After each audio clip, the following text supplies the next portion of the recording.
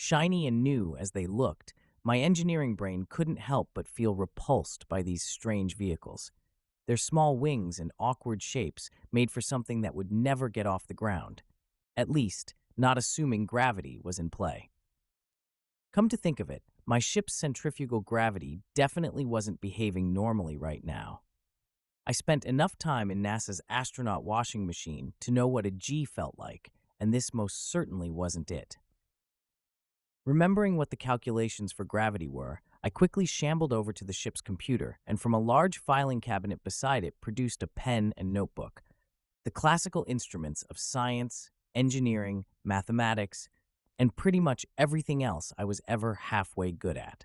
Then, further rummaging through the artifacts, I produced a stopwatch and placed my thumb upon its trigger like an old movie villain about to activate my murder MacGuffin.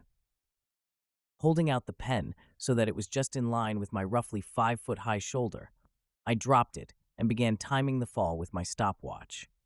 As predicted, the pen fell for much longer than it probably should have, hitting the floor with a muted click. 0.97 seconds for a fall of 1.52 meters. Either I'm doing it wrong, or that comes around to about 1/3 of Earth's gravity. Concluding semi-logically that the gravity simulator in pod was interfering with the outside, I once again accessed the monitor and typed in the command for a full diagnostic. Loading, ... matter antimatter annihilation engine, ... 32% integrity, thrusters, ... critical error, centrifugal gravity simulation system, ... functional, ... warning. 2. Antimatter canisters are currently dislodged. While my gravity hypothesis being false was mildly disconcerting at best, the engine troubles seemed a much more salient problem at the time. After all, if even one of those canisters was ruptured, it'd probably bring down the entire hangar, let alone my pod. Immediately scrambling back down the hall and all but kicking open the door, my mouth grew somehow drier than it had been prior to my awakening as I gaped in sheer bafflement at the sight before me. For what it was worth, the computer was right about those antimatter cartridges. Lined along the wall, connected to the main reactor by a series of tubes were 12 half-cylindrical imprints, 10 of which held empty canisters once containing the antimatter. Strangely enough, however, the other two were nowhere to be seen, which in itself was an indicator that something was very off here. This door shouldn't have been opened since those canisters were loaded in, but the oddly shaped toolbox on the ground beside the reactor told a different tale altogether. Kneeling down beside the strange assortment of unfamiliar gadgets and plucking up the topmost one, a screwdriver analog of some sort it appeared, I immediately noticed the object's strange weight distribution. Somehow, both too light and too heavy at the exact same time.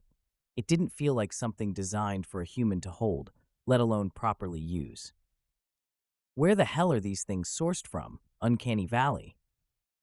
Permitting myself a snide half-chortle regarding the quip, I turned toward the reactor and began inspecting it for damage. What I saw wasn't particularly concerning. Every piece there looked completely normal, pristine even. However, it was what I distinctly didn't see that concerned me, which is to say, about half of the original parts. The wiring panel looked like it had been pried open with the business end of this screwdriver, and inside just about everything had been meticulously detached, leaving behind little more than my own reflection on its curiously pristine face. None of it made any sense.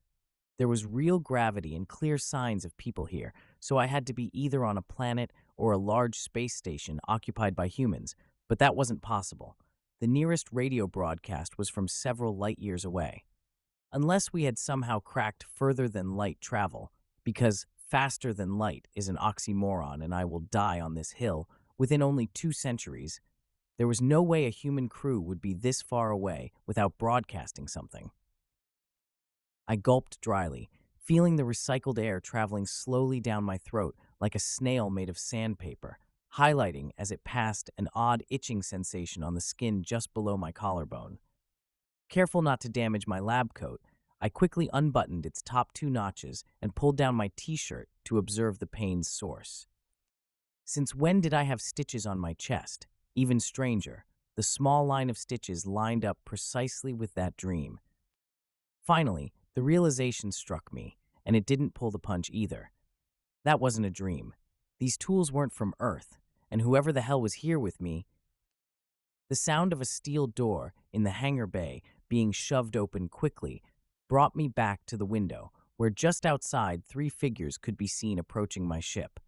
2 of them were carrying what looked to be rifles of some description, and the one between them wore an icy white lab coat not entirely dissimilar from my own.